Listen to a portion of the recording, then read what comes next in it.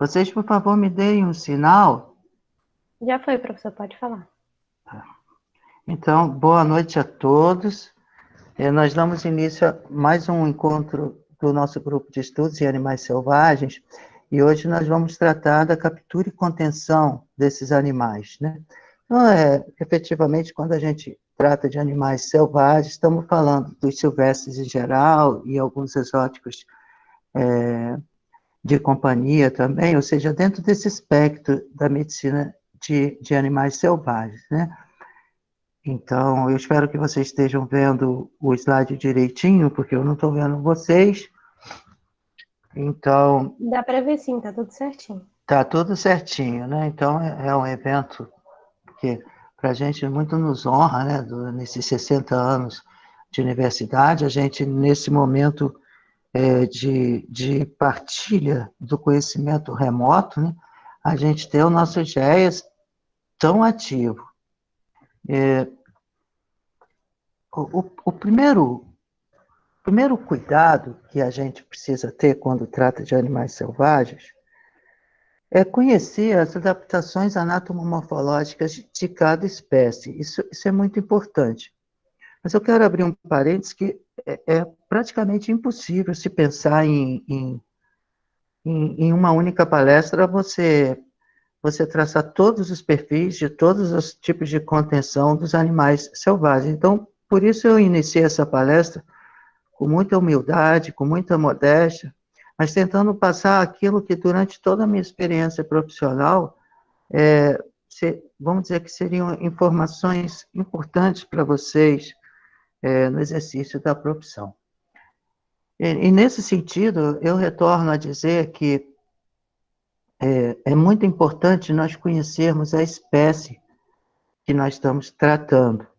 Então, essas adaptações anatomomorfológicas, elas nos auxiliam em muito a conhecer o que? Os mecanismos de defesa do animal, que muitos chamam também, pode ser mecanismos de ataque, mas de ataque e defesa, as formas nas quais esse animal se defende, sendo um tipo de contenção que pode acontecer in situ ou ex situ, não importa, mas ao você se aproximar do animal, decidir fazer isso, né, é importante conhecer as adaptações anatomomorfológicas e o seu comportamento, né? De que forma ele pode se defender. Isso para a segurança dos seus, sua como médico veterinário, mas de toda a equipe que está ali presente. Eu pus essa foto ilustrativa de um animal muito querido popularmente, que é o quero-quero, e que, na verdade, não necessariamente ele usa essa adaptação que é o esporão da asa, tá vendo? Esse esporão que algumas espécies possuem de aves, não para atacar diretamente, assim, nesse sentido, mas principalmente quando ele faz os sobrevoos na defesa do seu território e da sua área de nidificação. Reparem que o ninho do quero-quero é um ninho raso, absolutamente camuflado, né, em que ele coloca de 2 a 3 ovinhos, ó, também de pigmentação camuflada, que possivelmente muitos de vocês vendo esse slide possam não ter observado que esse animal é um macho ou uma fêmea protegendo o seu ninho. Então, esse esporão das asas, que eu exemplifiquei, é uma adaptação que não existe só no quero-quero. Ela existe, por exemplo, numa ave do Pantanal, repare como o tamanho desse esporão, que é o taxã. Ele existe numa ave que recentemente eu fiz as minhas primeiras filmagens, que é a nhaúma, que é do Pantanal. Ele existe no nosso jaçanã, reparem vocês que são pequenas adaptações, mas eu só estou usando esses elementos de forma ilustrativa, porque ao nos aproximarmos e tentarmos conter o animal, a gente tem, muitas vezes, um animal que inocentemente, a um olhar, vamos dizer assim, um olhar pouco profundo, ele pode surpreender com algum mecanismo comportamental, envolvendo alguma adaptação morfológica, que pode surpreender a quem está contendo. Então, o momento da contenção, quando se pretende conter, é preciso, principalmente, reconhecer a espécie nos parâmetros que eu chamei atenção até agora. E muitas das vezes a nossa aula vai permear esse conhecimento. Uma outra questão, antes necessariamente de nós tratarmos dos cuidados da contenção, é nós pensarmos, é interessante, né? Eu lembro de Shakespeare, né? Shakespeare assim, ser ou não ser, aquela coisa, né, que ficou popular. Mas guardem isso nas mentes de vocês. Conter ou não conter é uma pergunta que deve permear a vida profissional de vocês por muito tempo. Porque todo o processo de contenção, por mais seguro que ele seja, por mais eficaz, por mais estratégia que nós tenhamos, existe um pequeno risco, né? Existe um risco no momento da contenção, e não é tão pequeno, porque se nós tratarmos e estudarmos, por exemplo, a fisiologia do estresse e as doenças e enfermidades que levam a óbito a partir do estresse, inclusive da contenção, a exemplo da miopatia de captura, que ela pode ocasionar, por exemplo, quadros agudos que o animal tem uma taquicardia, um momento, uma aceleração cardíaca e uma morte praticamente instantânea, mas a miopatia de captura pode ter efeitos tardios que o nosso paciente venha a óbito uma semana depois. E você fica se perguntando por que ele veio a óbito. Né? Esse tipo de enfermidade acontece com cervídeos, acontece com equinos, acontece em geral, mas é um exemplo de como o estresse, porque para o animal selvagem, o momento da contenção ele se assemelha ao momento que ele vai ser predado. Né? Eu não estou tratando de um animal que é contido diariamente ou que está em cativeiro, mas um animal selvagem. No momento da contenção, ele tenta com todas as forças, né, se livrar daqui, porque ele está sendo, em aspas, predado. Então, a carga de estresse é tamanha que pode, uma das, vamos dizer assim, dos riscos que a contenção está associada. E sem contar com essas questões, tem muitas questões relacionadas à contenção e à retirada de um animal que eventualmente seja um animal que viva em bando e, consequentemente, tem uma posição hierárquica dentro daquele grupo, e se você contém aquele animal, retira ele do grupo para você fazer um tratamento eficaz de um ferimento e deixa esse animal um tempo longe do grupo, quando ele volta, ele pode ganhar traumatismos ainda muito maiores ao tentar galgar a posição funcional que ele possui hierárquica, a posição hierárquica no grupo, e já não a mais possuir, tê-la perdida. Isso acontece muito com primatas, por exemplo, né? E aí ele pode sofrer agressão de animais que cresceram socialmente dentro do grupo e que assumiram posições hierárquicas que não aceitam mais ele com a dominância que possuía. Então, eu poderia falar aqui ainda mais e mais e mais de questões associadas aos riscos da contenção, mas eu faço essas breves introduções para chamar a atenção de que, ao se conter o animal e tomar essa decisão de conter, ela precisa ser uma decisão serena. É importante, por exemplo, suponhamos, eu estou vendo o rostinho a face desse Calitrix aurita aqui, eu fico imaginando, vamos supor que esse animal tenha um leve ferimento, algo muito sutil, que se fosse um cão doméstico, você conteria o animal, fariam, mas muitas vezes a decisão de falar assim, não, eu vou monitorar esse leve ferimento e não vou retirar esse animal desse recinto, porque todos os riscos que alguns deles eu já enumerei aqui podem trazer um prejuízo muito maior do que eu, por exemplo, fazer uma limpeza dessa lesão e alguma a utilização de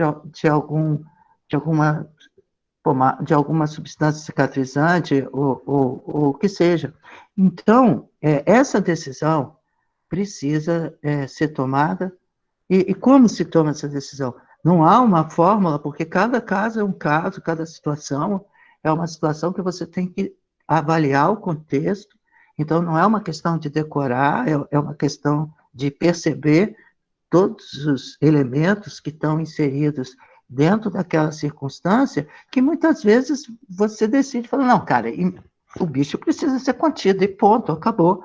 Mas essa decisão parte principalmente de uma reflexão anterior, que eu chamo a atenção. Uma vez decidido conter o paciente, né, e depende de cada segurança, uma das questões, né, você ter a equipe treinada. Né? Não adianta você chamar umas pessoas para trocar um pneu do carro, que elas não sabem o que é uma chave de roda. É o mesmo na contenção de um animal. Se você tem uma equipe, ela precisa estar treinada e integrada para que tenha essa segurança do operador e do animal. E essa equipe treinada e capacitada, ela precisa estar em número e em quantidade e qualidade, no sentido de cada um saber exatamente aquilo que ele vai precisar fazer e quando vai precisar fazer no momento da contenção. Evidentemente, os EPIs necessários e também, uma vez contido o paciente, essa realização do exame físico e da coleta, isso, por exemplo, se nós tratarmos de um animal de um zoológico ou de uma coleção, que você aproveita aquele momento que ele está contido e coleta tudo que você pode coletar, né? Tudo que é possível do ponto de vista, não coletar por coletar, mas coletar no sentido de tentar traçar um perfil da saúde daquele paciente, aproveitando esse instante que ele está contido, né? E claro, a gente está falando de forma geral. A questão de atendimento dos animais selvagens e a contenção desses animais, preciso relembrar que existe uma resolução do Conselho Federal de Medicina Veterinária de 25 de abril, que ele diz que todo animal silvestre ou selvagem deve receber assistência veterinária independente da sua origem, desde que seja elaborado um prontuário contendo essas informações indispensáveis à identificação do paciente, do animal e do detentor, informar a necessidade de legalização dos animais e a proibição da manutenção dele em cativeiro, assim como notificar o atendimento de doenças que são consideradas de notificação obrigatória, né? Então, se nós vamos conter um animal em vida livre, então, nesse caso, é preciso, antes de tudo, ter uma licença para fazer esse tipo de trabalho, e normalmente essas licenças são dentro dos territórios protegidos pelo Serviço Público Federal, é dada através do Cisbio, então, não se pode sair correndo atrás de animal e contendo de qualquer maneira, porque matar, perseguir, caçar, apanhar, utilizar espécies da fauna silvestre ou nativa em rota migratória sem a permissão ou licença de autoridade competente ou em desacordo da mesma, infere na lei de crimes ambientais de 12 de fevereiro de 98. Bom, com relação aos equipamentos de contenção, Existem equipamentos individuais, que são chamados equipamentos de proteção individual, que são os EPIs, que depende muito da forma que você esteja trabalhando, ou seja, tipo de animal. Há exemplo as luvas de couro, as luvas de borracha, os aventais, as botas. E hoje, nesse período de pandemia pelo Covid-19, quem assistiu à minha palestra sobre a pandemia e os animais selvagens, existem determinações sobre quando extremamente necessário a contenção e aproximação desses animais, dos projetos de pesquisa, é preciso ter equipamentos nesse sentido muito mais acurados, do ponto de vista do uso de máscaras, do uso de equipamentos de EPI, que evitem a possibilidade de um humano que possa ser portador do vírus, do novo coronavírus, que ele possa eventualmente estar criando situações de circular dentro de uma fauna que pouco se conhece do ponto de vista da, vamos dizer assim, da transmissibilidade, do spillover e uma série de situações que podem ocorrer, né? Com relação a equipamentos coletivos, cordas, focinheiras, redes, pulsares, cambões, ganchos, tubos de acrílico, zarabatanas, dados, seringas, projetores, armadilhas, currais de contenção, que pode ser gaiolas, tipo prensa, e outras que nós vamos tratar aqui, né? Em se tratando de trabalhos de campo, dependendo do grupo que a gente esteja trabalhando, né, pode-se usar as redes de neblina. Essas redes de neblina são utilizadas muitas vezes para captura de mamíferos voadores, né, que são da ordem Quiróptera, né, os morcegos, e também da classe das aves, principalmente passeriformes, aves de porte não avantajado. Então, essas redes precisam ser armadas em horário propício, monitoradas, até mesmo porque, ao se armar uma rede para captura desses animais, a exemplo das aves, se a ave permanece engaixada dentro da rede por muito tempo, ela pode se traumatizar, é um estresse absurdo esse animal preso nessa rede. Então, elas são usadas muito para levantamentos, monitoramentos de fauna. E eu coloquei um link aqui do YouTube de uma equipe que fez um vídeo. Eu também já filmei, mas eu nunca editei. Um vídeo de como armar essas redes e por que armar as redes, né? O uso de pulsares tem um significado enorme na contenção de animais selvagens. Essa foto que eu coloquei era da época que eu trabalhava na Fundação Oswaldo Cruz, um bolsista, no setor de primatas, lá, e nós fazíamos um manejo periódico dos animais, em que eram feitos testes de tuberculina, vermifugação, tatuagem, uma série de, de atividades dentro de um plano de saúde populacional, coleta de sangue para avaliação hematológica, evidentemente. E esse caso aqui, por exemplo, né, vejam que o EPI que a gente está usando é um EPI de laboratório, né, não é um equipamento, não são luvas frequentemente usadas a campo, né, mas que precisam muitas vezes ser utilizadas, mas aí a gente procura abordar que existe a possibilidade de uma contenção manual e uma contenção química, ou a associação dessa contenção manual com a contenção química, né? Essa contenção manual, ela quando utiliza determinados instrumentos que favorecem a contenção, ela pode também ser considerada uma contenção mecânica, né? Quando você usa uma caixa de contenção e elementos nesse sentido, que favorecem e podem estar associados à posterior contenção química. É o caso do uso desse pulsar. E essa cena me chamou muita atenção. É uma cena que aconteceu há muito tempo, mas eu me recordo que quando a gente pegava numa manhã, assim, mais de 40 saimires para fazer todo esse procedimento, né? E colocar colar, né? No caso deles não era tatuagem. Eu lembro que eu adentrei, na verdade, eu adentrei com o pulsar dentro da gaiola e havia um casal, eu capturei a fêmea e o macho, ele veio, tadinho, ele saiu do canto de uma gaiola comprida e veio na nossa direção e, e ficou desesperadamente com as mãozinhas e os dentes tentando romper a rede para salvar ela, sabe? Isso me marcou de forma muito profunda.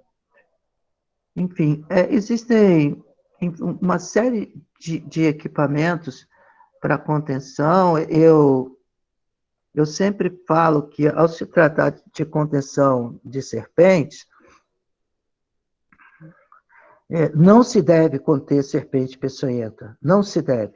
Só se contém serpente peçonhenta aquelas pessoas que trabalham diariamente, frequentemente, e que já tem na sua rotina de trabalho a especialização, a rotina de contenção, porque por mais que você tenha a técnica de contenção, você deve evitar, porque os acidentes são frequentes.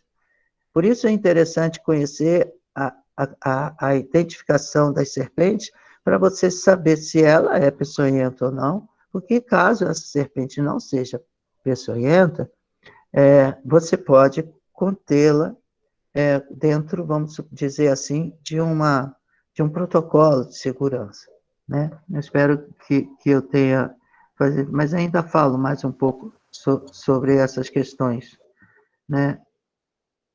Então, ao se conter uma serpente, existem materiais apropriados, ganchos, mas existem também tubos, de preferência tubos transparentes, que favorecem a contenção dessas serpentes, e eu não vou me atrever agora a explicar um pouco sobre isso, mas se tiver alguma pergunta depois, eu posso explicar com algum detalhamento, mas eu acho que seria inapropriado, ousado, falar com detalhes de um tipo de contenção que, como toda contenção também, precisa da prática, precisa não só uma aula teórica, que a aula teórica ela reforça os conceitos, mas ela não te capacita para sair trabalhando, contendo os animais sem uma prática junto a um profissional capacitado, né?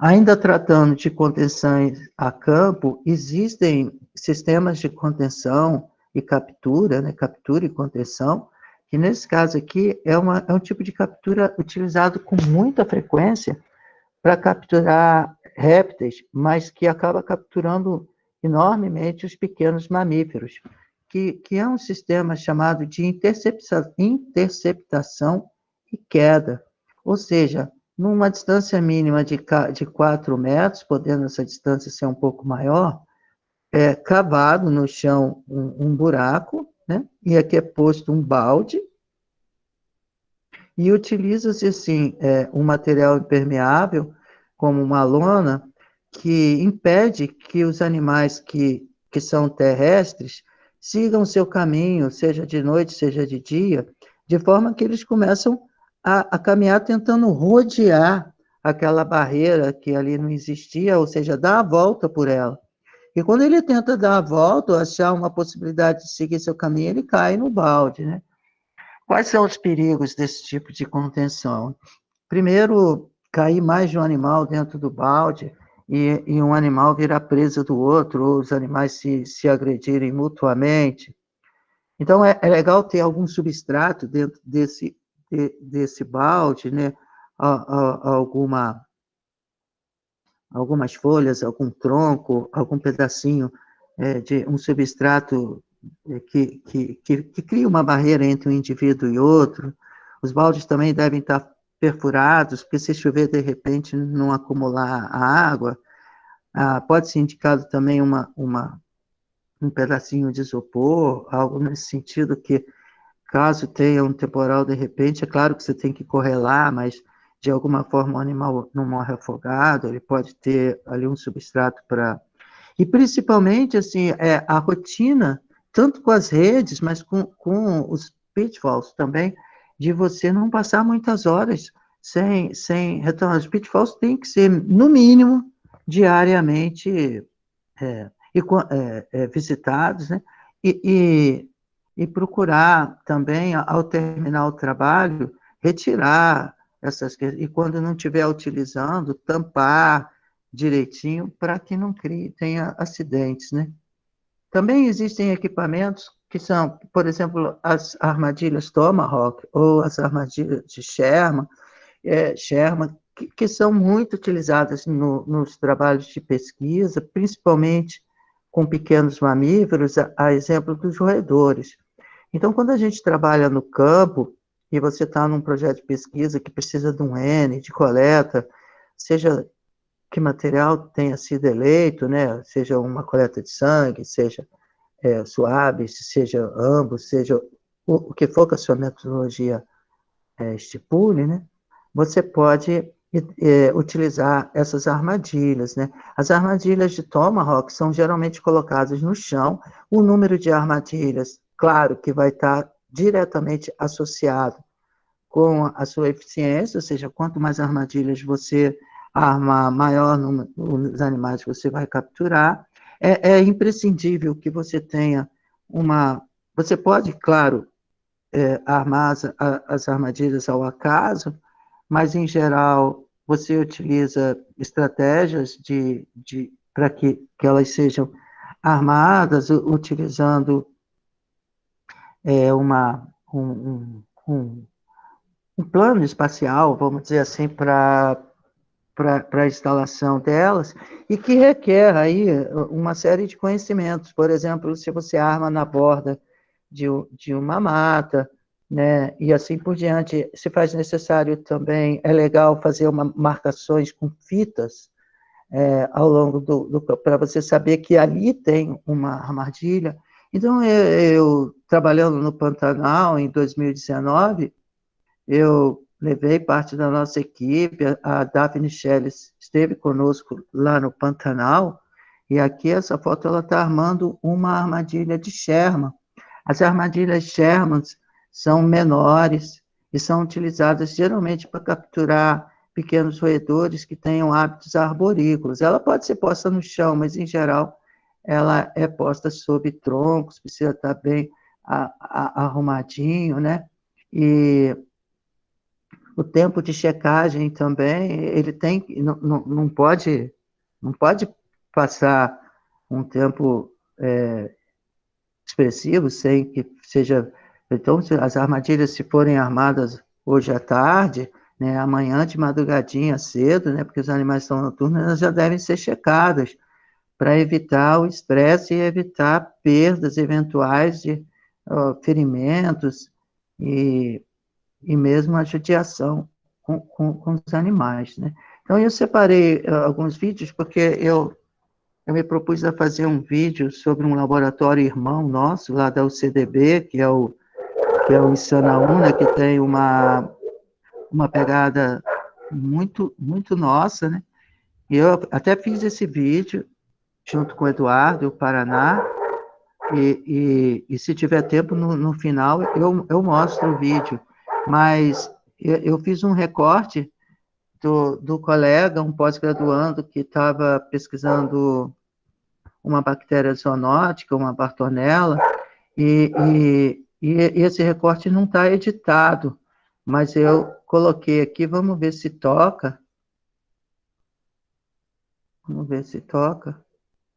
porque eu botei para mostrar como é que essas armadilhas são colocadas. Aqui está vendo a Sherman, mas ele não está tocando. Bom, A gente pode, se vocês quiserem, passar os vídeos no final da apresentação. Eu não estou conseguindo ver vocês, tampouco ouvir, mas é uma pena não tá passando. Eu botei com muito carinho, tá vendo? Tem vários Professor, vídeos. Ah, e se você tentar com a apresentação minimizada, sabe? Sem estar no modo de apresentação? então, eu vou tentar, tá? Vou tentar. É porque deu certo naquele. Ah, acho que deu certo, olha. Acho que vai passar. Vai. É. Não quer. E se eu Passa no abrir? final, então. Tá bem, eu passo no final, tá? Porque não tá rolando, tá vendo? Tá bom. Vocês estão Sim, segue e passa no gostando? final. Vocês estão gostando? Eu tô, professor. Tá bem. Então vamos seguindo. Então, ainda com relação à contenção dos animais selvagens, de uma visão introdutória, geral, né? Existem muitas gaiolas, aqui do ponto de vista biomédico, em que elas favorecem o momento da contenção. Antes de falar sobre isso, existe também uma vertente muito bacana que vem há mais de 20 anos sendo cultivada do ponto de vista científico e da prática, que é o condicionamento animal para que você evite contenções mais efetivas quando você tem uma metodologia a aplicar. Por exemplo, se eu quero coletar sangue desse primata, eu posso, através de mecanismos de recompensa, de resposta positiva e tudo, eu posso condicioná-la a me dar o braço e eu conseguir coletar o sangue dele sem que eu precise contê-lo mecânica e quimicamente para efetuar esse tipo de atividade. É complexo? É, mas muitos já conseguiram, vamos dizer assim, condicionar o animal até mesmo para esse fim. De toda forma, se necessário conter o animal, que é o cotidiano, por exemplo, existem centros de pesquisa que possuem milhares de primatas, milhares, dentro do mesmo centro de pesquisa. Né? Se nós imaginarmos aqui a própria Fiocruz, ela tem um contingente que gira em torno, próximo de 1.000 primatas no seu plantel, contando as espécies de rezo, sinomogos, saimiri, etc., né? Não posso afirmar com certeza hoje, porque não estou diretamente ligado, mas existe um plantel. Eu estou falando só da Fiocruz, imagina, em nível, no âmbito mundial, né? Trabalhei no Centro de Primatas alemão, existem outros centros de primatas que têm populações enormes. Então, essas gaiolas, elas têm um fundo falso e uma possibilidade de você puxar a, a, a parede interna e você prensar esse animal na parte da frente. E com isso, efetivamente, é preciso que você tenha prática para que você encontre uma área de musculatura robusta, que favoreça a aplicação de uma droga, né? Ou de mais de uma droga, associação de drogas, para que você, então, libere esse fundo dessa gaiola e deixe alguns poucos minutos para que essa droga atue fisiologicamente sobre o seu paciente, sobre o animal, de forma que você possa retirá-lo calmamente de dentro dessa gaiola para os procedimentos que você deseja fazer. E sempre monitorando, e claro, ao retorno deve ser respeitando o silêncio, respeitando todos os parâmetros, vamos dizer assim, que tentem minimizar o estresse e dê um retorno anestésico, né? Um retorno dessa contenção química, o mais, vamos dizer assim, o mais ameno, o mais tranquilo possível. Professor, Pois não. o Matheus perguntou: quanto tempo mais ou menos leva para acostumar o animal a algo desse tipo? Então, Matheus, isso depende da capacitação de quem condiciona e do tempo que ela investe nesse contexto. Eu conheci um colega que era maravilhoso nisso, ele se chamava Reinhardt, e esse Reinhardt, ele era um americano que visitou o centro de primatas nosso lá e me deu um livrinho com essas etapas, mas não é rápido, é um tipo de condicionamento que, que leva um tempo considerável, que eu não me restaria a dizer porque eu mesmo nunca fiz, mas eu diria que levaria alguns poucos meses, né, para condicionar esse animal e se dedicando a ele. É como se fosse uma doma, né? Então, cada animal também vai responder um pouco mais rápido ou menos rápido, né, ao tipo de estímulo. Tá bom? Obrigada, professor. De nada. Também, ainda falando que é a ideia mesmo, dar uma introdução geral desses cuidados. Quando a gente pensa em fazer a contenção de aves de forma geral, principalmente passeriformes, existem muitas ilustrações, muitos desenhos que favorecem o entendimento dessa contenção. Em se tratando de passeriformes bem pequenos, né, você consegue contê-lo até de uma forma diferente que está aí nesses dois desenhos, né, nessas duas imagens, mas que você consiga manter a cabeça bem contida através do seu polegar e seu indicador, quase que seria a imagem desse, e deixar, ou seja, que os seus dedos possam apoiar melhor a cabeça, sustentar a cabeça e não deixar que o animal faça movimentos bruscos que possam causar luxações cervicais, ou seja, você manter o animal alinhado do ponto de vista da cabeça, vértebras cervicais e o dorso, propriamente dito, evitando movimentos bruscos. O que também é muito importante a gente, ao conter esses pacientes, é evitar comprimir a região da cavidade celomática, porque tanto as aves quanto os répteis em geral, eles não possuem diafragma, então existe uma cavidade celomática. Então, o processo respiratório, a fisiologia da respiração desses animais é bem diferente dos mamíferos. Então, se você contém, seja por um curativo que você pressione toda essa cavidade, seja mesmo do ponto de vista da própria contenção, se você comprime essa região, você pode levar o seu paciente a óbito por asfixia. E o paciente, de repente, dependendo da situação, no momento dessa contenção, ele pode vir a óbito também pelo estresse. Então, esse momento de contenção, muitos adotam, como nós adotamos também, ter umas gotinhas de glicose que possam ser, no momento da contenção, dadas no conta-gota para esses animais, para tentar minimizar um pouco esses efeitos do estresse, mas eu já tive paciente que veio a óbito no momento da contenção.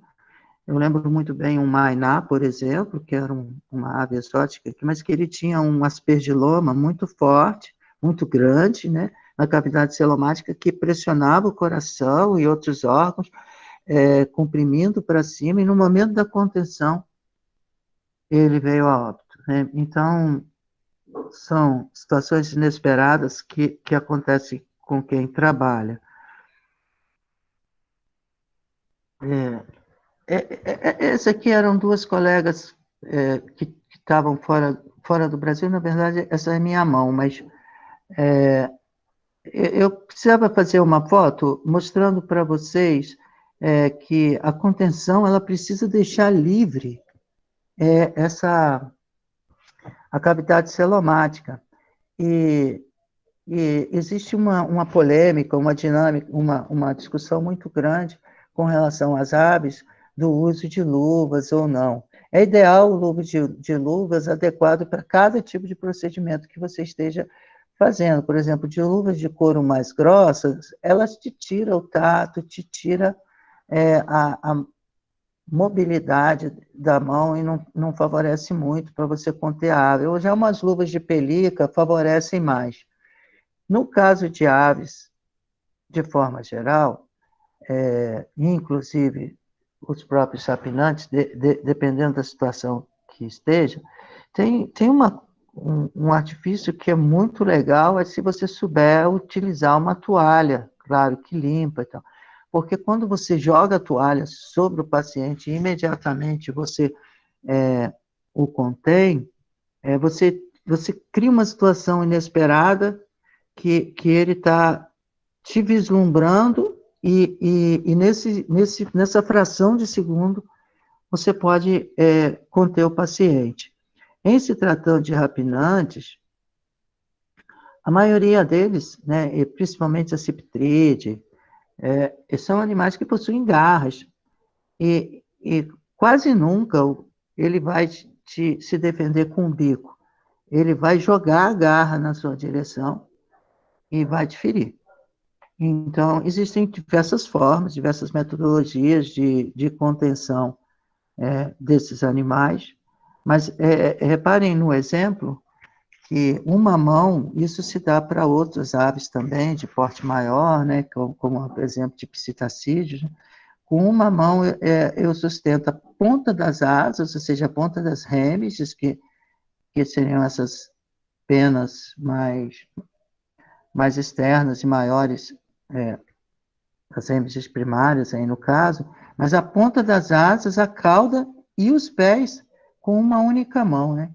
Então, mas mantendo a possibilidade desse animal respirar com certa tranquilidade, né? Então, não só os falconiformes como os trigiformes, mas também os accipitriformes, que é o caso desse gavião. É um quiriquiri, uma... Essa foto eu herdei na disciplina e ela mostra, ela tenta mostrar o que é correto, mas no fundo, esse bico aqui próximo ao braço desse tratador não é aconselhável, embora que os accipitídeos, as garras, as águias em geral se defendam mais com as garras, né? Eu não sei se esse vídeo passa, não passou, poxa, nossa, que chato, rapaz. Deixa eu fazer o que a Karina falou. Vai. Passou. Reparem a posição desse paciente.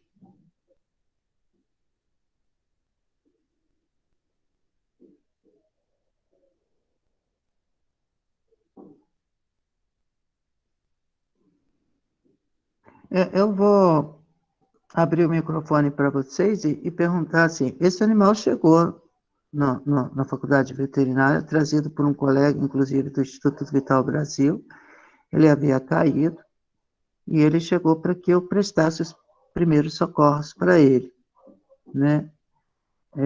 E eu fiz essa breve imagem, e eu perguntaria para vocês, o que vocês fariam ao receber um animal com essa condição? Chegou, olha, professor, chegou um gavião aqui, sabe? Um gavião que apareceu lá no pátio e está aqui. Alguém se atreve a ajudar a fazer alguma colocação? Bom, eu vou... Alguém? O Matheus falou aqui no chat, acho que botaria em uma caixa de oxigênio. Uhum. Você teria que conter esse animal, professor, obrigatoriamente? Pois é exatamente isso que eu estou tentando trazer a vocês, o quanto é importante conhecer o comportamento dos animais. Quanto é importante um olhar rápido sobre a postura do animal, sobre o que ele está apresentando antes de tomar uma decisão.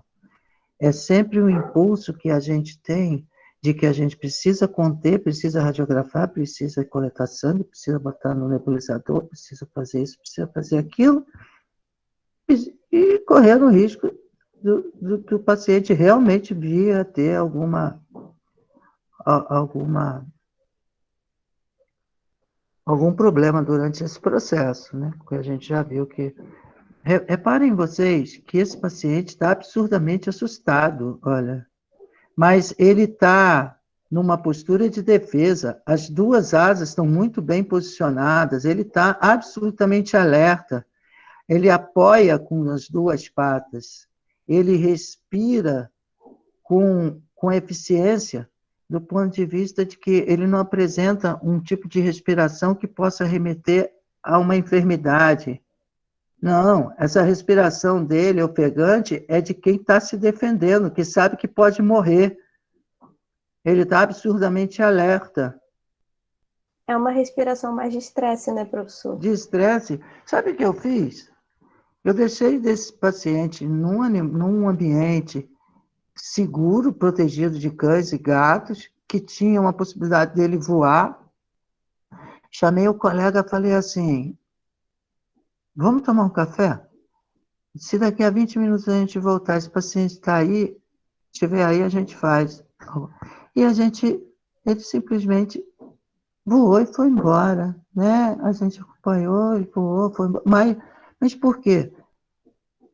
Porque é o olhar, né? Aquilo que eu falei no início, contei ou não contei, não é uma brincadeira, né? É um exemplo de que você não tem que conter esse paciente, não há um motivo de você... Claro, eu poderia ter contido o paciente se eu quisesse fazer um exame clínico mais apurado, por exemplo, dos membros posteriores, para ver se ele tinha alguma fratura, alguma luxação, fazer uma radiografia. Mas a minha experiência clínica, ela me fez perceber claramente que esse animal, ele tinha era sugestivo que ele pudesse ter tido eventualmente uma briga voando, né? Porque os sapinantes podem disputar, ter disputas em voo, e esse animal caiu de repente e ainda assustado com uma possível pancada que ele levou, um possível estresse de uma disputa. O fato é que ele não tinha motivo, ele era dali, eu tinha que dar uma chance para ele, né? Isso acontece, por exemplo, muito com caracará. Os falconiformes, de forma geral, sabe o que eles fazem quando eles estão estressados? Eles se debruçam com o dorso e jogam as patinhas para cima, cruzam as patinhas na sua frente, como se estivesse com o peito para cima, e a pessoa que é desacostumada olha, jura que aquele animal foi atropelado, que ele sofreu politraumatismo, e nada, ele está num processo de estresse acentuado, e aquela posição é a posição de defesa, porque se você se aproximar, ele vai jogar uma patinha daquela com a garrinha na direção da sua mão, ou de que quiser que você aproxime. Então, muitas vezes, o que você precisa fazer é deixar o paciente num ambiente silencioso, calmo, que ele possa se recuperar, de preferência hidratar o paciente, mas saber ter um mínimo de um olhar, vamos dizer assim, para perceber os processos de estresse que nada tem a ver com um processo patológico efetivo, um trauma mais acentuado, ou coisa do gênero. Então, fica a dica. O Matheus comentou aqui que achou que ele estava com possível trauma, por isso que ele falou a caixa de oxigênio. Sei, eu sei. Eu vou passar de novo, Matheus, ó. Olha bem. Posicionamento perfeito de uma posição de defesa, tá vendo? Então, a gente é claro que é muito difícil, principalmente uma avaliação, né? Mas é preciso você acreditar muito na sua experiência, né? E dar um tempo, né? Esse tempo é necessário, né?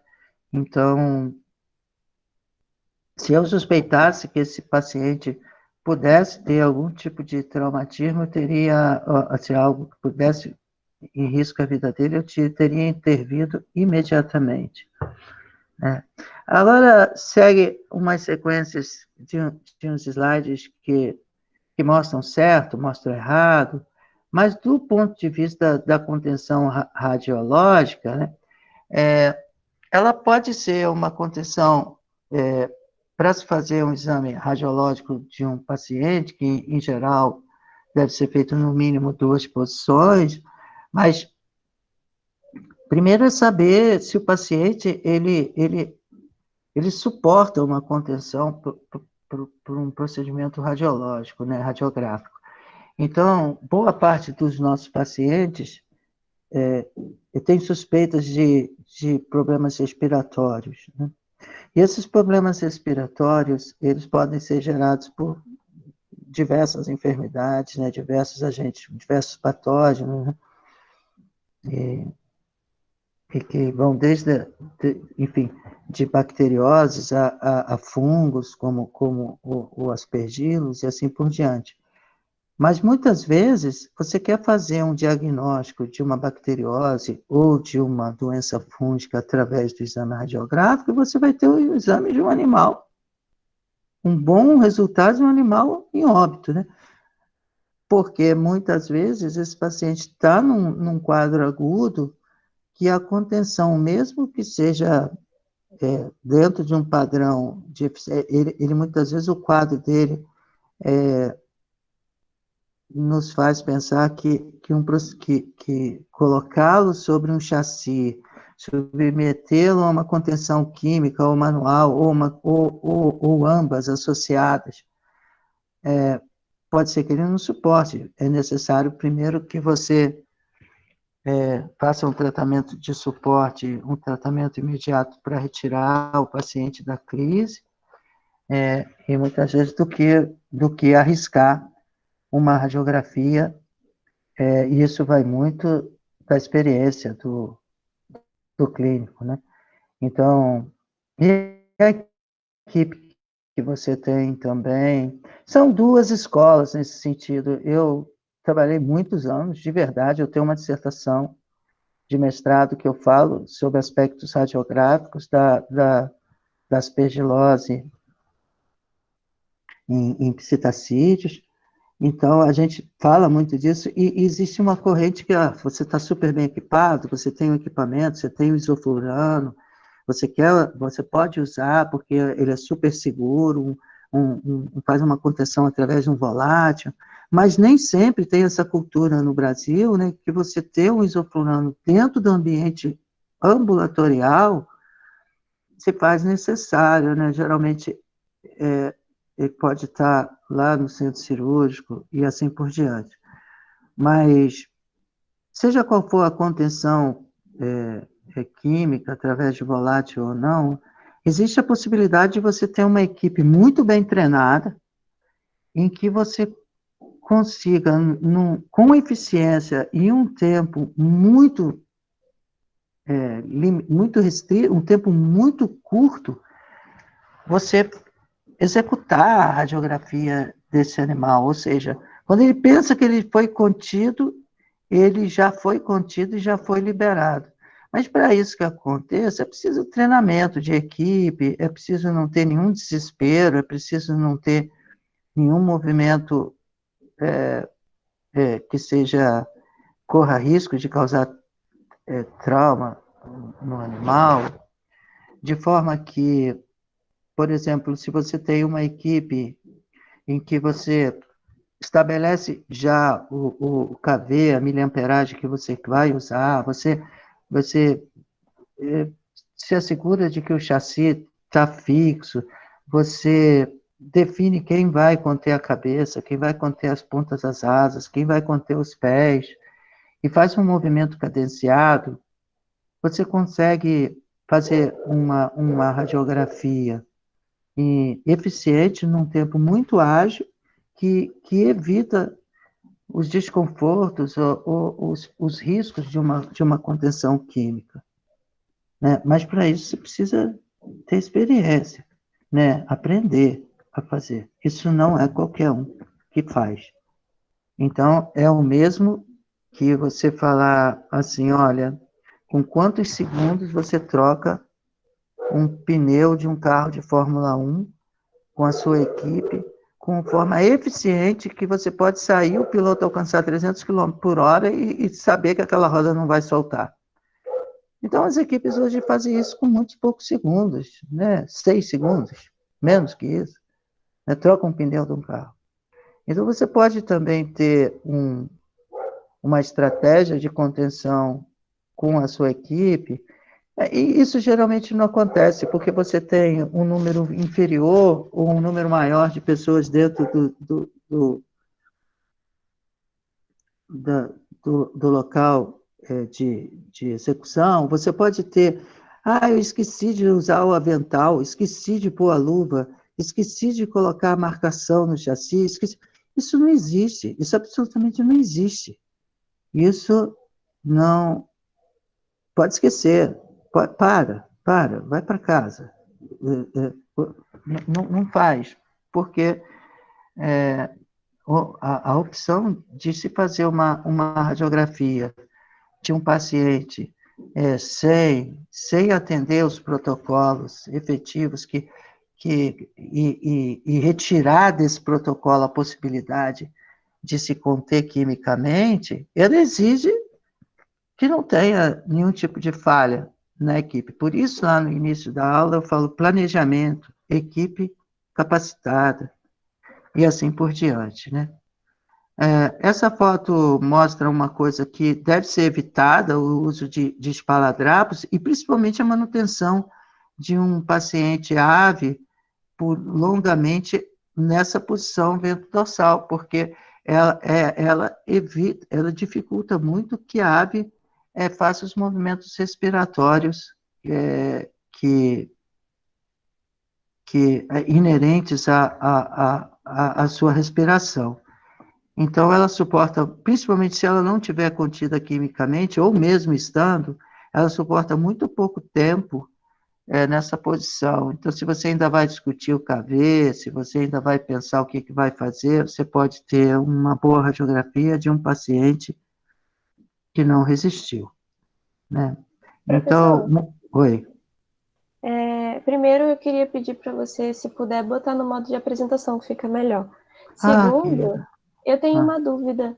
Eu vi Aham. numa palestra uma vez, Uhum. uma palestrante que falou que se fosse fazer esse método tinha que estar sedado o animal, tinha que ser feito rápido e com aqueles esparadrapos que não colam muito bem, para caso o animal Isso, estivesse mais por isso, superficial, ele é. conseguisse se soltar, para não gerar estresse. É isso que eu falo. Esse esparadrapo, eu acabei de dizer, ele não deve ser usado. Foi o que eu utilizei, inclusive nas patas, não deve ser usado. A outra coisa que eu falei, e que pode ter passado desapercebido, é que existem escolas distintas, né? Existem escolas, eu falo de escolas europeias, escolas americanas, escolas que de alguma maneira, protocolam uma determinada atividade, né? Então, ela tem absoluta razão, porque o que eu estou falando que pode ser feito exige uma equipe treinada que, que em poucos lugares existe, né? De você colocar um paciente sobre o chassi e antes que ele possa perceber que ele está ali, já tem alguém fazendo, inferindo o raio-x e já fazendo o procedimento, né? E é um movimento que ele precisa de cadência, 1, 2, 3. Né? Quem segura isso, quem faz assim. Eu acho que eu vou ter dificuldade de explicar o que eu estou dizendo, mas isso é a nossa escola, né? O professor Mário Romão, o professor Sávio Bruno, nós trabalhamos muitos anos e nós temos a capacidade de fazer exames radiográficos com segurança, com serenidade e muitas vezes evitando, eu não vou dizer em todas as vezes, mas a maior parte das vezes, evitando que se faça qualquer tipo de contenção química, seja ela volátil ou não. Se você tem um anestésico volátil, isoflurano, tá? Eu sou uma pessoa já antiga, né, que trabalhei em condições rudimentares e acabei desenvolvendo técnicas que são efetivas, né, e que são alternativas e que não oferecem risco para os animais, porque eu faço essa comparação com o pneu da Fórmula 1, porque ninguém que está tocando aquele pneu ali está apavorado, ninguém está desesperado, ninguém sabe o que, que não tem que fazer, só que sabe que tem que fazer num ritmo cadenciado, em movimentos cadenciados, em que você retira o animal da gaiola ou do pulhão, onde ele esteja, ele vai direto para o chassi em pouquíssimos segundos você alinha o, o esqueleto do animal perpendicularmente ao chassi, né, porque, inclusive as patas, porque qualquer pata que esteja uma mais puxadinha do que a outra, você vai ter uma radiografia de péssima qualidade, né, do ponto de vista da equidistância dos membros, né, e você consegue fazer. Mas quando você não tem uma equipe efetivamente treinada, e esse tipo de experiência, e você vem de outra escola, e você pode dizer que todo animal precisa ser sedado para fazer a radiografia. Tá bom? Entendi, professor, obrigada. Não. Ah, deixa eu te perguntar também, aproveitar essa foto aí. Desculpa. Falconiformes e acitriformes, poderia usar o capuz também para diminuir o Sim, estresse? sim, poderia. Obrigada. Poderia, tendo cuidado de você não, claro, manter. Essa luva aqui, ó, na verdade, ela não está cobrindo, ela não está, a mão do auxiliar não está dentro da luva. Porque se tivesse dentro dessa luva, ela estaria aqui no peito do animal, porque ela tem uma borda muito grande. Então, ela cobre a mão dessa pessoa, como essas deveriam estar cobertas, sem necessariamente calçar ela, mas ela está sobre a mão, porque a luva tem uma borda muito grande. E nesse caso aqui, não estava interessado na cabeça do animal, estava interessado principalmente na cavidade celomática. Tá bom? Entendi, obrigada. Nada. É uma radiografia lateral, e, enfim. É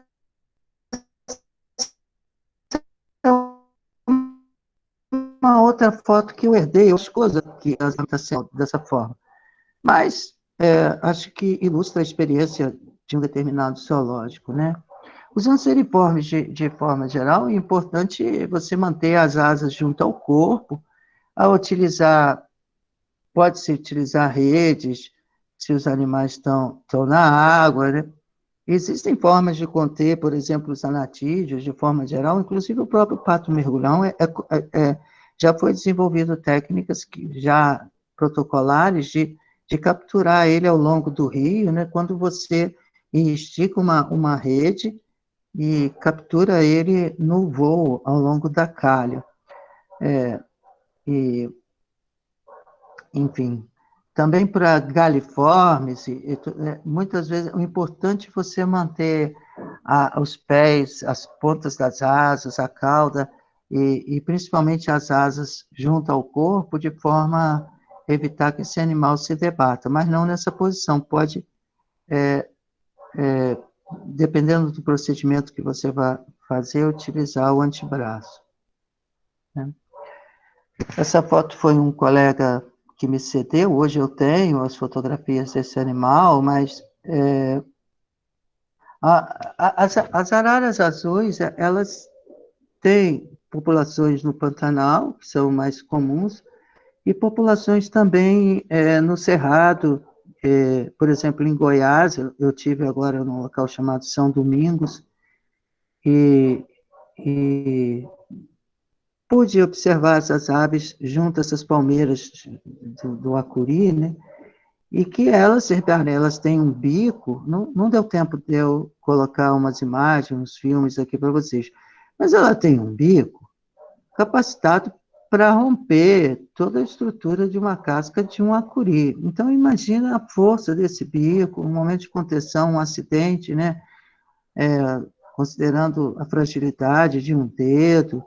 Então, é preocupante, né? É preciso que tenha-se cuidados, né? Aqui é uma foto bem antiga também herdada, eu diria que seria interessante a utilização de luvas leves, de pelica, mas muitos, principalmente que lidam com animais ameaçados, optam por ter uma pegada melhor a partir da mão, mas claro que ele não chegou nessa posição de graça, né?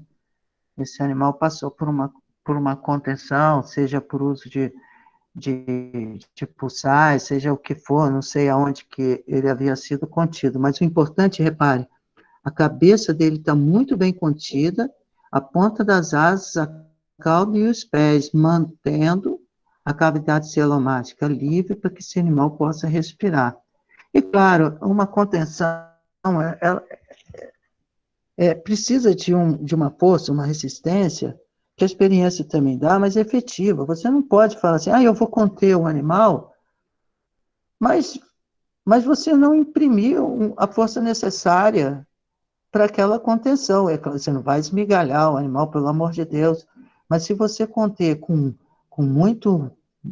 muita insegurança, receio, sem aplicar, vamos dizer assim, o vigor necessário para sentir que o animal está sob seu domínio, a possibilidade de um acidente é muito grande. Na clínica, em geral, muitas vezes a toalha ajuda muito, né? O animal, muitas vezes,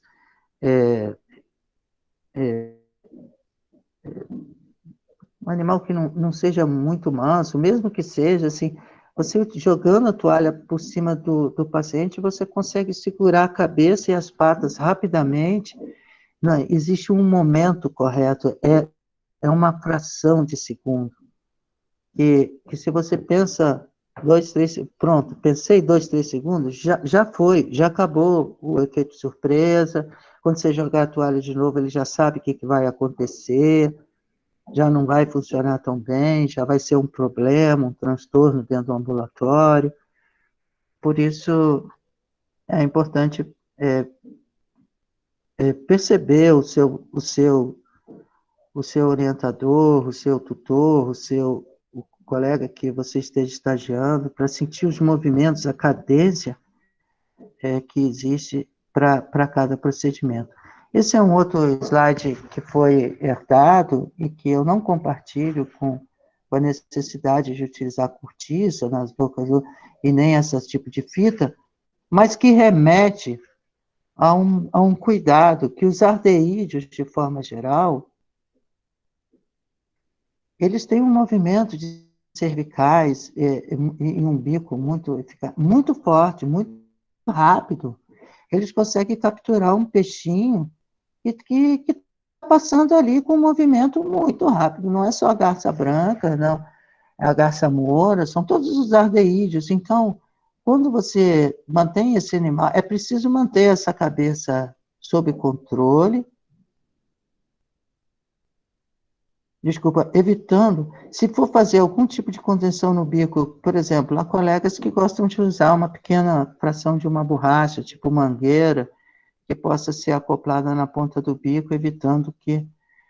mas não precisa nada disso se você mantém a cabeça sob seu domínio, sob seu controle. O fato é que se essa, vamos dizer assim, estrutura de bico, cabeça e vértebra cervical está livre, ele pode, inclusive, para elementos brilhantes, como os olhos das pessoas que estão ali próximas, ele pode bicar e causar um acidente muito sério. Né? E, claro, ao manter o bico fechado, é preciso saber que existe uma abertura no bico, né? As narinas, propriamente ditas, do animal, que se fechadas, vai asfixiá-lo. Aqui é uma contenção rápida por um tipo de manejo de corte de parte das penas das asas, evitando que esses animais voem para fora da área da área desejada, né? Um lago dentro de um zoológico. Esse tipo de procedimento, em se tratando de animais que estão em recintos que não são efetivamente fechados, ele é dos menos cruéis, porque se vocês forem estudar os tipos de cirurgia que são feitas para evitar que as aves voem, vocês vão se chocar, né? Porque é corte da terceira falange, né?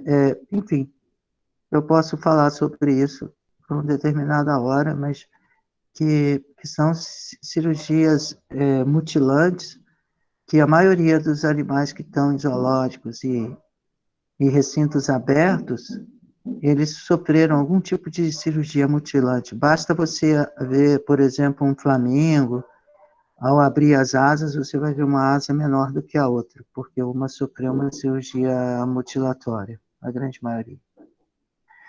Os sula, o gênero sula, né, que são os atobás, de forma geral, eles, incrivelmente, eles não têm essa abertura nasal em lugar nenhum. Né? O bico dele não possui a chamada narina aqui no bico, né? Então, se você contém esse animal e fecha o bico e mantém o bico dele fechado para que ele não te bique, ele vai morrer asfixiado, né? Então, você precisa reconhecer, como eu disse no início da palestra, e tudo isso são breves exemplos para sedimentar um grande conceito. Conheça as adaptações anatomomorfológicas, conheça o comportamento, conheça a anatomia, conheça a ecologia, a biologia da espécie, se você quer contê-la, né? Porque o que aparentemente pode ser simples, você pode estar andando no desconhecido. Né? Por exemplo, esse cidadão segurando esse iguana, está errado. Por quê? Porque esses animais, eles podem soltar a cauda. Né? Um fenômeno chamado autotomia. O certo se, claro, ele tivesse de luva e essa mão tivesse sustentando mais essa porção posterior do corpo, não tracionando tanta cauda. Ele está se valendo de uma atração de forças opostas que ele está usando aqui, com as duas mãos, em sentidos opostos, que se garantindo que esse animal não vai fazer um movimento de chicotear com o corpo, que muitas vezes está associado a deixar a cauda, né? Mas é um tipo de contenção errada. Essa aqui, embora a colega tivesse que estar usando luva, mas repare, essa mão está bem posicionada, porque ela não está sustentando somente a cauda, que para os répteis, eles soltam a cauda com muita facilidade no momento de estresse. Outra foto errada, reparem bem, não sei se esses tratadores de zoológico, né, tiraram essa foto achando que estavam fazendo a coisa certa, né? Mas repare assim, esse cidadão aqui do lado não está fazendo nada, o que ele está fazendo ali? Né? Esse aqui está comprimindo a cabeça da serpente, ela se contorcendo, ou seja, falta planejamento, falta tudo aquilo que a gente falou lá no início da aula, né? Do nosso... Aqui algumas dicas assim de como você pode... Mas o ideal é sempre os animais silvestres, a gente está utilizando as luvas, a gente saber que tem uma infraordem, um grupo chamado de Criptodira, que recolhe a cabeça crânio-caudalmente, e um grupo chamado Pleurodira, que recolhe a cabeça lateralmente. Esses pleurodiras, que têm geralmente o pescoço um pouco mais longo e recolhe a cabeça lateralmente, eles têm uma mobilidade e são eventualmente, muito agressivos. Então, a contenção e muitas vezes tem unhas muito perfuro-cortantes, né?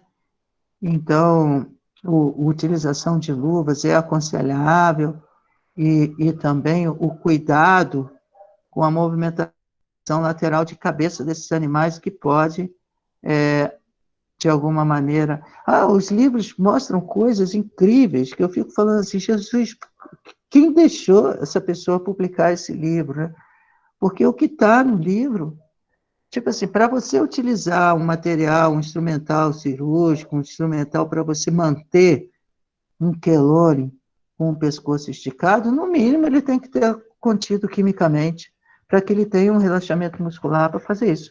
Porque se ele recolhe a cabeça e você quer retirar ela com o instrumento, você vai ferir o animal, ele tem muita força. Isso não é para ser feito. E, lamentavelmente, a gente compra as ideias de muitos livros que são do exterior e tudo, repare, esse paciente, ele não tem ouvido externo, mas ele tem uma membrana timpânica. Essa pista está pegando em cima da membrana timpânica. O que é isso? Então, são questões que vocês têm que reconhecer a anatomia dos animais e o comportamento antes de conter. Me recordo esse paciente há muitos e muitos anos atrás, né? Esse animal, ele estava sendo manuseado por um colega que insistiu que ele era manso. Eu falei, não existe mansidão nesses animais, né? E ele acabou se machucando, né?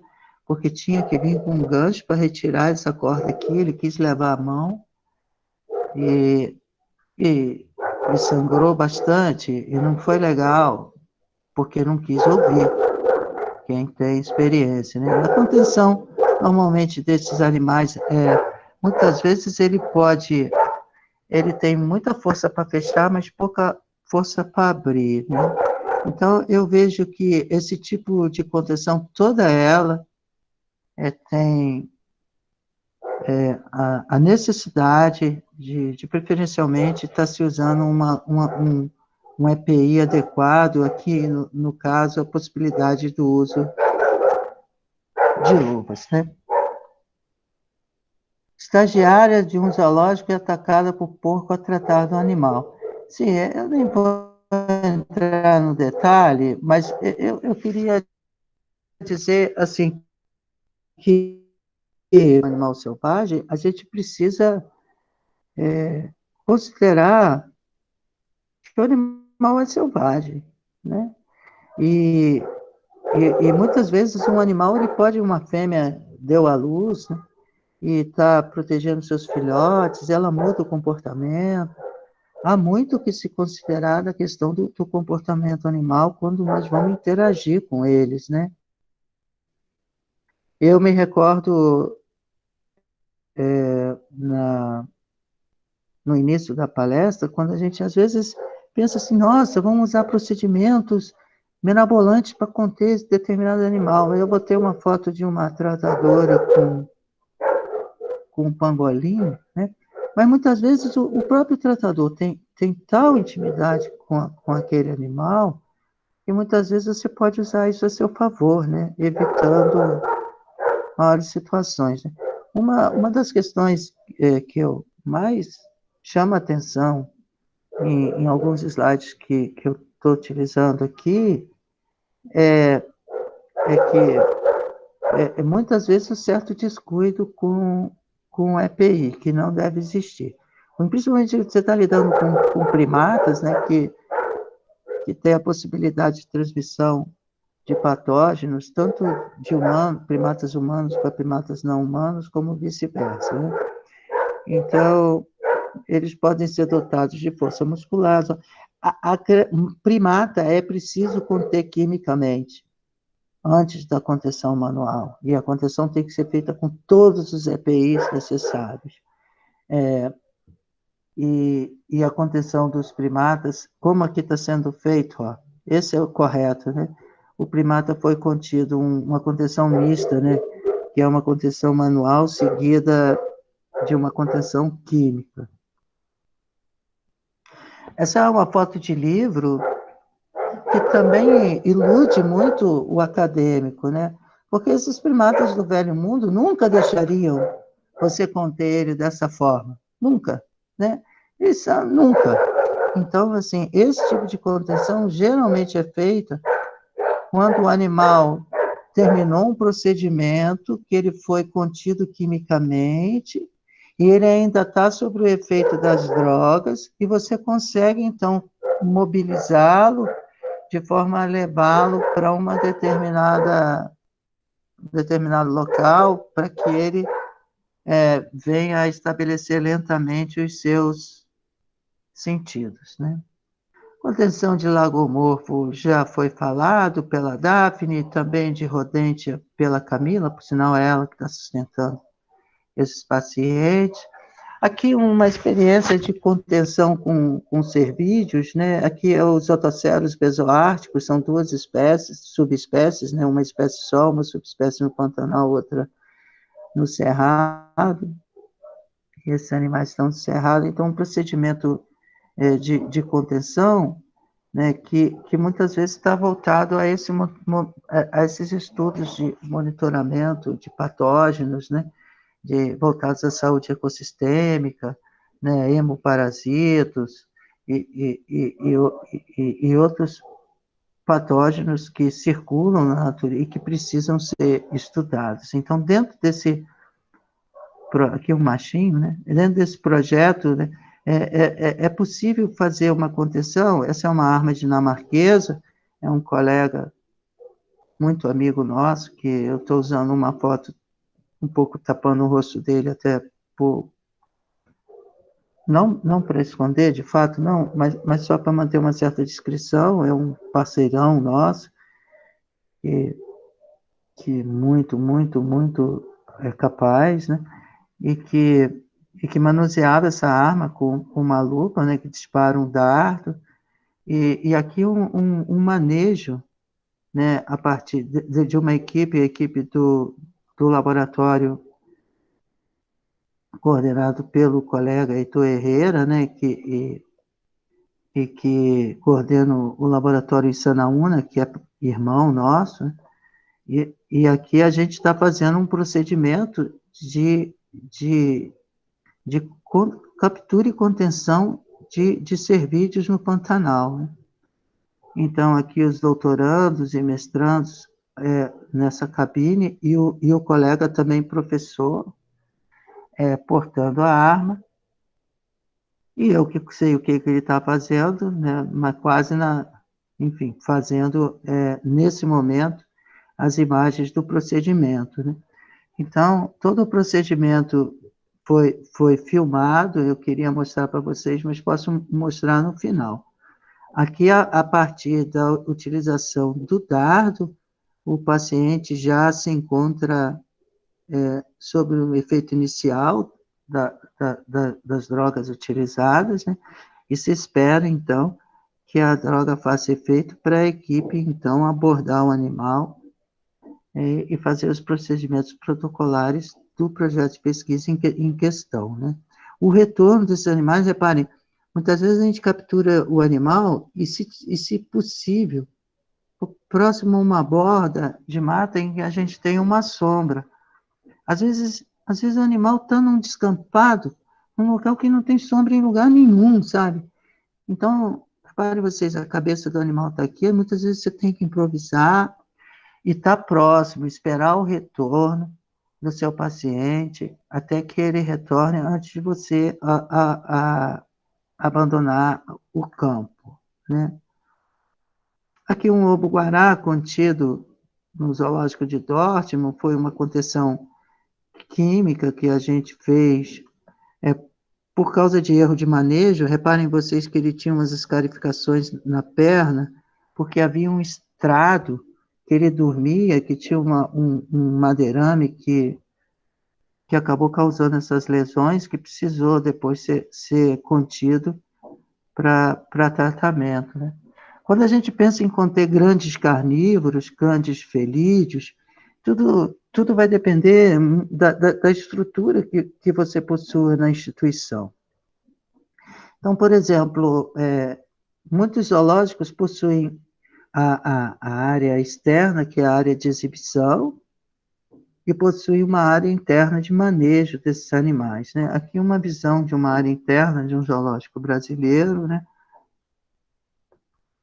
Em que muitas vezes o animal tem um fosso, tem túneis, enfim, tem área de exposição e tem a área que ele é recolhido no final do dia e ele precisa passar sempre por estruturas de portas com guilhotina, com fechamento que não permitam o escape, né? E todo um sistema de segurança pensado arquitetonicamente, né, para facilitar o manejo, né? Ao se colocar uma caixa de contenção e induzir esse paciente, esse animal a entrar na caixa de contenção, essa caixa tem que estar amarrada. Tudo tem que estar muito bem amarrado. Por quê? Porque se ele vem numa determinada velocidade e entra dentro dessa caixa e salta dentro dela, essa caixa escorrega. E essa tampa ainda não está fechada. Então, essas argolas são necessárias para fixar essas caixas de contenção para que elas não se movimentem com o peso, com a cinética do animal, né? E esse animal pode ser transportado para uma gaiola de contenção mais eficiente, que tenha uma parede móvel, que vai facilitar com que esse animal seja induzido a entrar nessa caixa. Muitas vezes você tapa com lona para fazer um ambiente mais calmo, menos estressante, que facilite com que o animal adentre para a gaiola, saia da caixa e adentre nessa gaiola. Essa gaiola é provida com manivelas que fazem com que essa parede lateral móvel se desloque e prense o paciente junto a essa grade, facilitando com que você faça a aplicação do medicamento ou das drogas pré-definidas, e então afrouxe aquela parede e aguarde a ação dessas drogas para essa contenção química, né? O mesmo pode ser feito aqui se a minha memória não me trai, um coati, né? Que tem uma caixa de contenção que a colega que deveria, de fato, prensar esse animal nessa lateral para que a outra não tivesse tanta dificuldade, fazendo o animal sofrer com várias tentativas de, de, de injetar a droga na musculatura do paciente, né? Uma vez o animal sedado, ele é retirado e levado para os exames. Essa onça aqui tinha uma suspeita de um granuloma eosinofílico aqui, ó, tá vendo? E aqui está um procedimento não usual, que é o saudoso Murray Fowler, né, que a gente fazia uns cursos com ele, né, estudou muito com ele, e aqui havia sido calculado uma, uma dose que não foi o que ele entendeu que seria efetiva, então, mas mantendo essas gaiolas, essas grades aqui soltam, então, assim, possibilitou o uso de um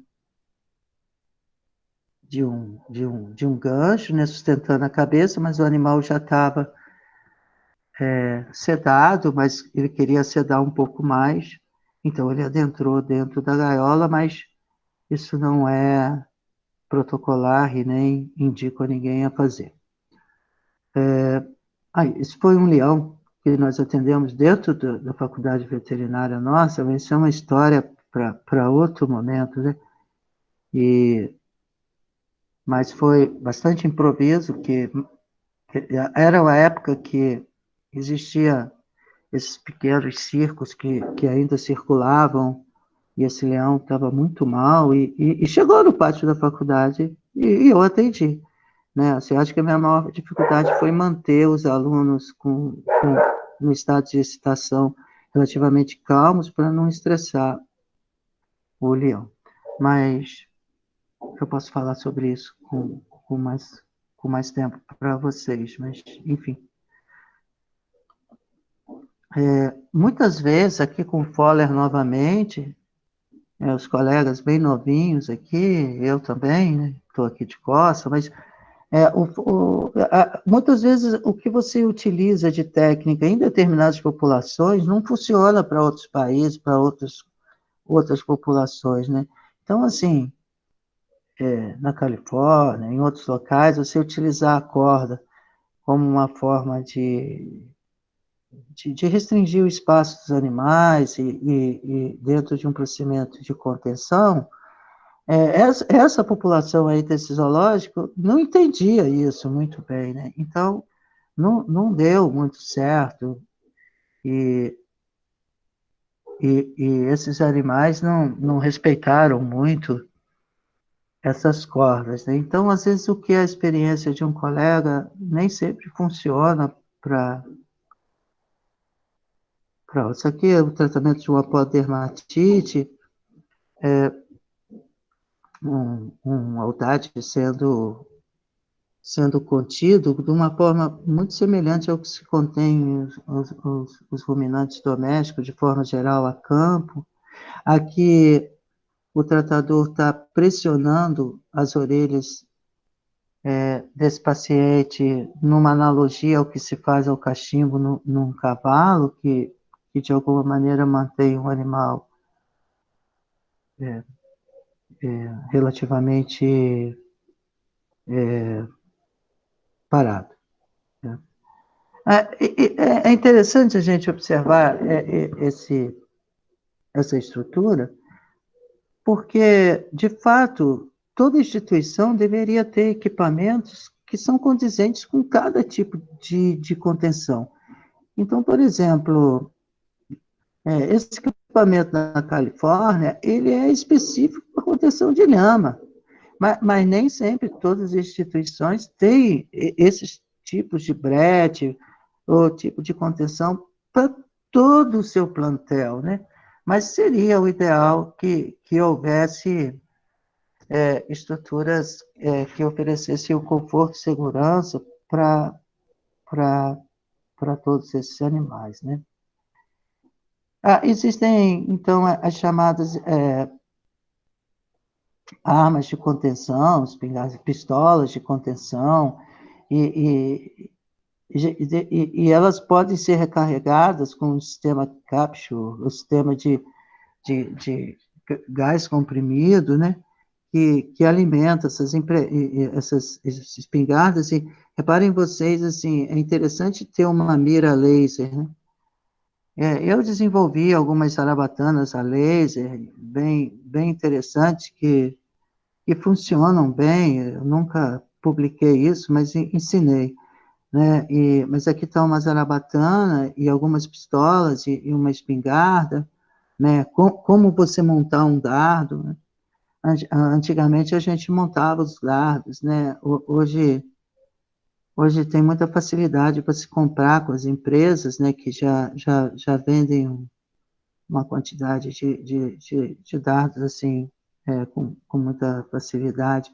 Essa arma de contenção era uma arma que nós utilizávamos no Centro de Primatas alemão, extremamente prática e que não te deixa na mão, né? Porque você não precisa do refil para recarregar, né, do Capture, porque você aqui com uma bomba de enchimento, com uma você consegue dar a pressão necessária a ela e tem um sistema de mira também que pode se adaptar e também tem a laser, né? Muito interessante o Centro de Primatas Alemão, DPC, né? DPZ, Deutsche Primatenzentrum, né?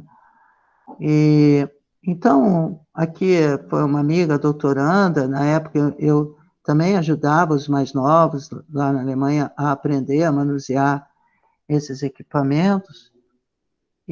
Enfim, eu espero ter passado para vocês uma breve introdução da contenção em diferentes experiências, em diferentes situações, mas mais longe de querer esgotar o assunto, né? Esse assunto pode ser expandido, ele pode realmente ser muito mais aproveitado, mas considerando o tempo que nós possuímos e considerando, naturalmente, assim, o pouco tempo que a gente teve também para preparar, eu espero que eu tenha atingido o objetivo de vocês e trazido algumas informações úteis. Então, agradeço a atenção e vou me colocar à disposição de vocês. Muito obrigada, professor. A palestra foi ótima. Eu acho que, eu não sei se eu falo por todo mundo, mas eu, como aluna, assisto muita palestra de contenção mais com clínica, né? E aí, quando você traz essa vivência mais da contenção no campo, eu acho que muda completamente a visão da gente sobre um animal selvagem contido em campo, como fazer, né? Uhum. Muito interessante, eu gostei muito. O pessoal está elogiando no chat também.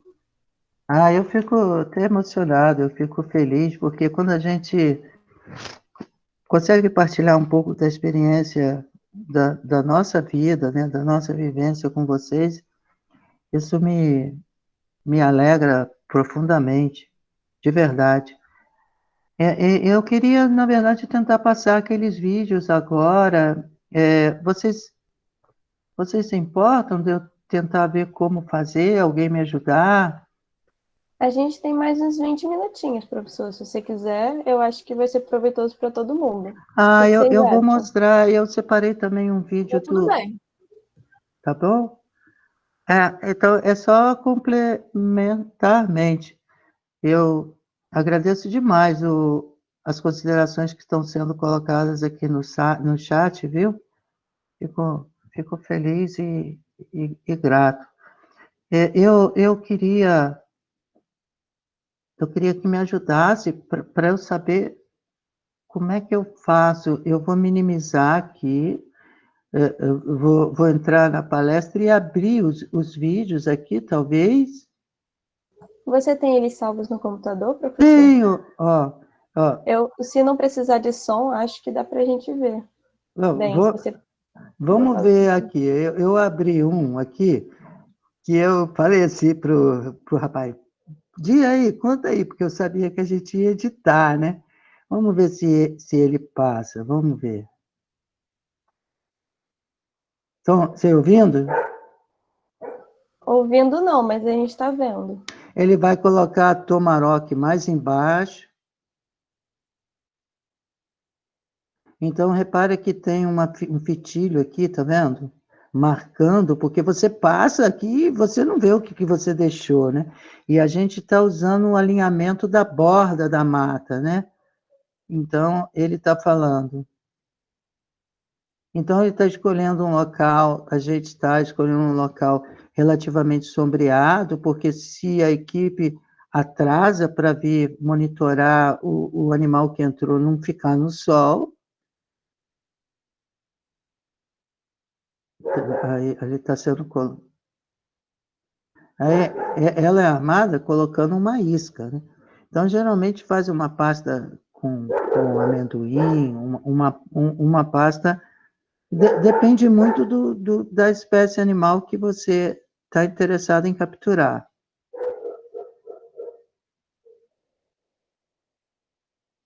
Então, a Sherman vai ser colocada mais no subbosque, numa parte mais alta, porque ela é mais indicada para capturar pequenos roedores.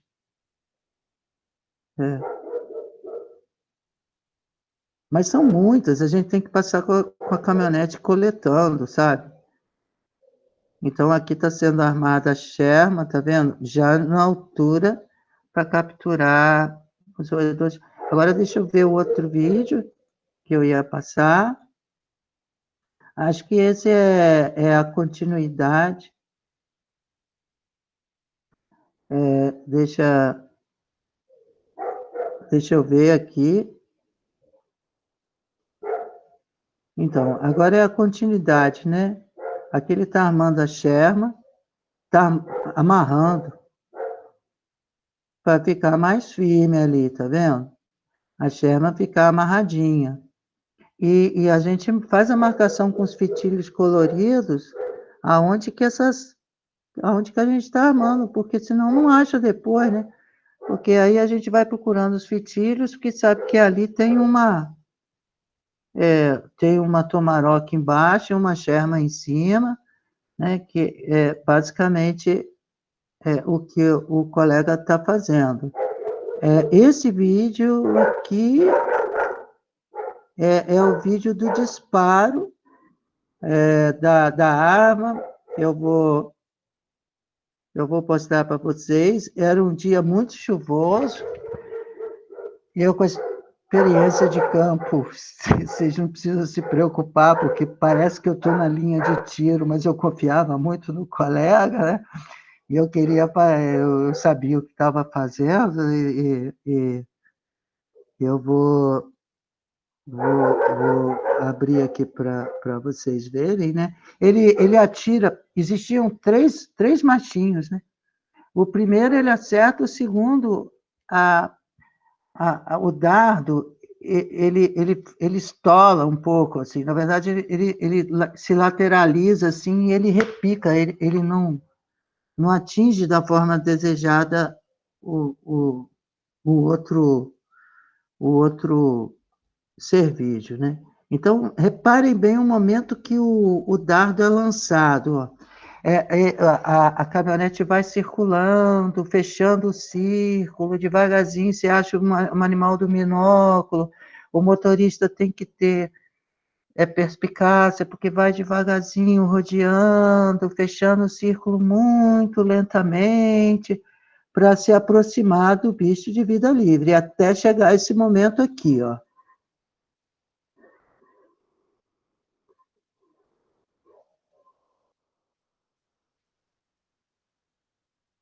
E chovia, sabe?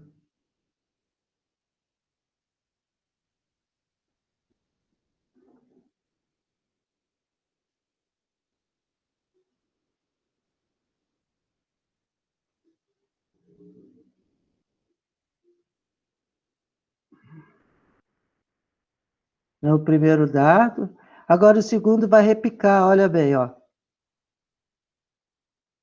Ah, viu? Ele salta, ele não consegue injetar bem no segundo, né? São coisas que acontecem com quem trabalha. Eu separei um vídeo também que eu fiz e dei de presente a esse laboratório, falando um pouco dessa saúde ecossistêmica. O texto, né, naturalmente, a narrativa, poderia ser do nosso setor. Eu mesmo fiz, né? E a equipe adorou, porque são equipes irmãs, e o que eu estava falando do laboratório é o que a gente faz conjuntamente. Esse trabalho é no Pantanal. Foi feito em 2019. Eu vou mostrar. Agora, Karina, não tá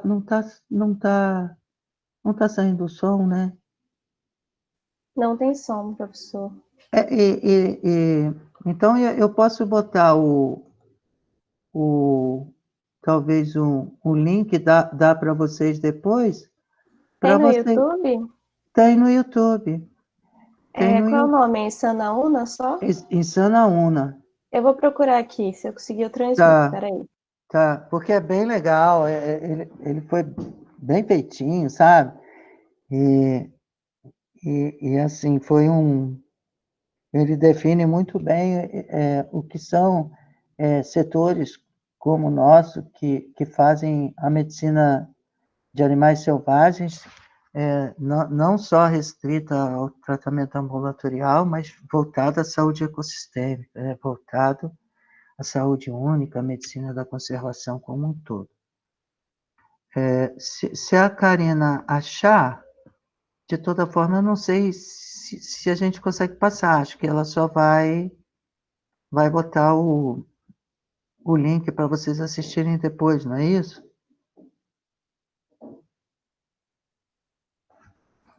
Professor, eu vou tentar passar sim, mas eu estou Ah, procurando aqui no tenta. YouTube. Tá.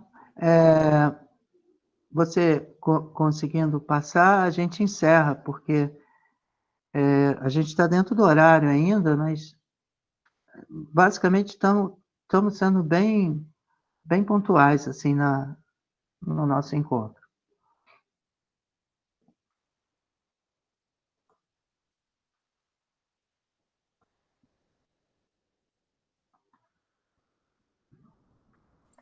Eu não tô achando ele no YouTube, eu tenho ele no Drive, mas eu acho que não vai passar no Drive.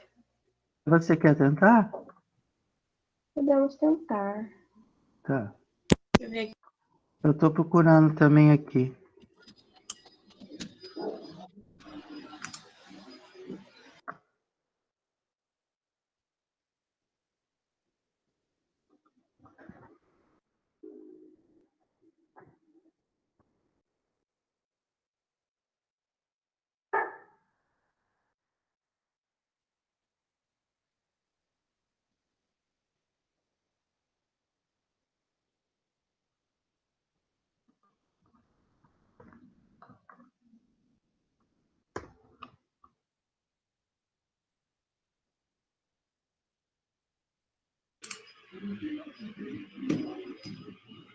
Vocês estão vendo?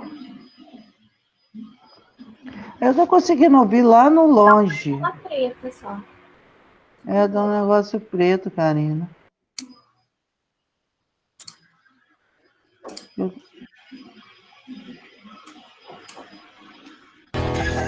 Agora, tá dando som. Nos últimos séculos, os ambientes naturais vêm sofrendo transformações cada vez mais intensas e as regiões antes ermas abrigam hoje contingentes humanos expressivos e uma fauna e flora introduzidas a partir da pecuária e da agricultura. As fronteiras entre os ambientes naturais, rurais e urbanos são muito estreitas e difusas. Animais domésticos interagem com os animais silvestres e os organismos que os habitam, como os vírus, as bactérias, os fungos. Parasitos em geral têm grandes possibilidades de serem transmitidos, não somente entre animais, mas também às populações humanas que compartilham o mesmo espaço.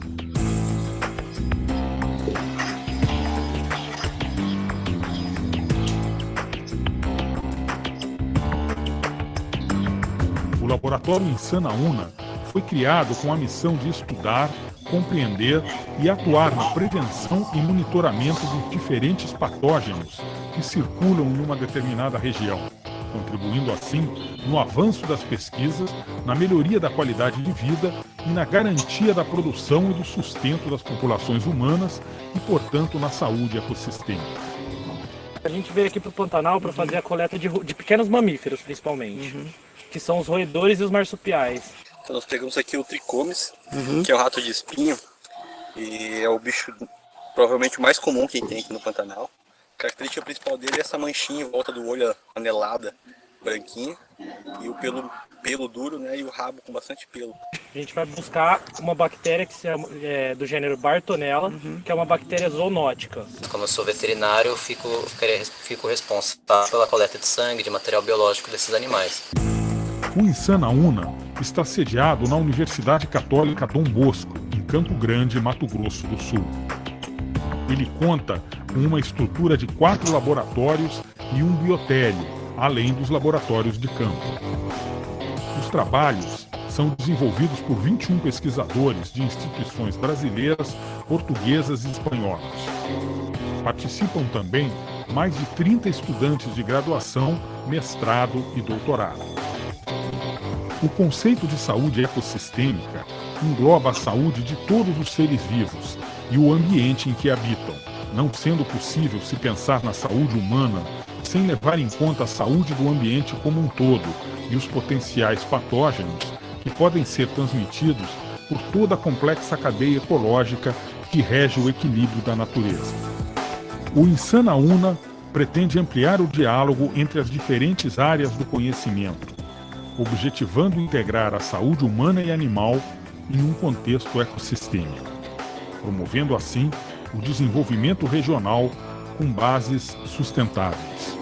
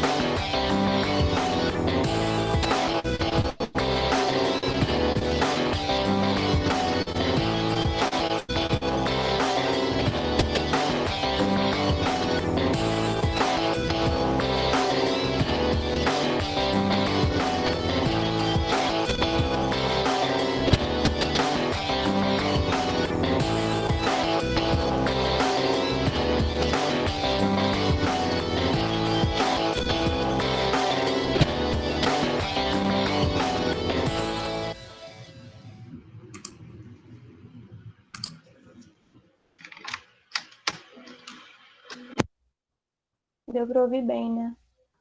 Eu acho que se vocês tiverem alguma posição, algum comentário e tudo, mas eu acho que esse vídeo foi importante até para contextualizar um pouco do que eu exemplifiquei do ponto de vista da contenção, né, do nosso trabalho efetivado no Pantanal. Então, acho que foi bacana por isso também, né? Sim, é legal que mostrou o animal lá contido. A gente que Sim. não tem muita experiência com armadilha, eu acho legal a gente ver como é que é. Mostrou também o porco monteiro, que é uma história à parte muito interessante, né? A história do porco monteiro, que é um animal que passou a contextualizar, vamos dizer assim, a sobrevivência, as necessidades do homem do campo no Pantanal, né? E se alguém quiser conhecer um pouco mais sobre essa história, eu também posso falar. Mas o fato é esse, que a gente introduziu alguns temas aqui, está aberto a alguma dúvida, algum comentário. Super agradecido com a presença de vocês e também criterioso, ou criteriosos nós, assim, para mantermos a nossa disciplina com horário, né? Considerando que todos nós estamos fazendo um grande esforço para estar aqui junto, e é muito legal a gente cultivar a pontualidade. Então, da minha parte, se vocês não têm ainda nenhuma consideração, eu me despeço deixando um abraço para vocês. O Matheus tem uma pergunta. Pode ler para Isso, mim? leio. O senhor tinha falado da importância de conhecer as peculiaridades anatômicas das espécies que se fará contenção. Qual literatura o senhor recomenda para isso? Não, pois é, ué, mas aí não é uma literatura só, né? Porque a biodiversidade é enorme, viu, Matheus? Então, por exemplo, se você vai estudar um determinado animal, né? Então, eu posso te orientar. Olha, esse livro aqui fala melhor sobre esses artigos, mas do ponto de vista de uma literatura específica que fale sobre o comportamento, anatomia e ecologia de toda a diversidade, eu desconheço, são enciclopédias, né? Se você pensar, por exemplo, nas enciclopédias que, por exemplo, uma que foi lançada, sem querer fazer propaganda, mas que eu acho incrível, que é uma enciclopédia da Lynx, né, que fala sobre os animais selvagens, apresenta eles em geral, né, a sua biologia, ecologia, eu acho fantástico, mas, por exemplo, se você vai estudar primatas, né, tem muitos livros, tem atlas, né, a nossa biblioteca tem um atlas do Rowe, né, ROWE, né, que é um guia de primatas que mostra todos os primatas que existem no mundo, né, e dá as características reprodutivas, dieta, e uma série de considerações sobre os animais. Então, Matheus, vai depender um pouco, se você falar de aves, né, eu vou sugerir milhares de livros também, uma dezena, né, desde os mais clássicos, né, a começar pela obra lá introdutória do Helmut Sick, né, que é uma grande bíblia que ele deixou, um legado enorme, para as obras mais recentes. Mas se vocês me procurarem, eu estou sempre a postos, tá bom? Tá bem, professor, muito obrigada. Eu queria te agradecer por você ter feito essa palestra, né? Eu acho que a abordagem foi muito interessante, já falei antes. E sempre é bom, né, ter palestra sua aqui no GES, já que você é o nosso professor, coordenador e tudo. Eu acho sempre muito legal ver o que você pode trazer de novo para complementar nossos encontros. Todo mundo elogiou muito no chat, né? Então, é só isso mesmo, a gente queria te agradecer muito. Muito obrigada. Não é só isso, não, é muito, né? Às vezes poucas palavras dizem muito, e eu sou muito agradecido, né?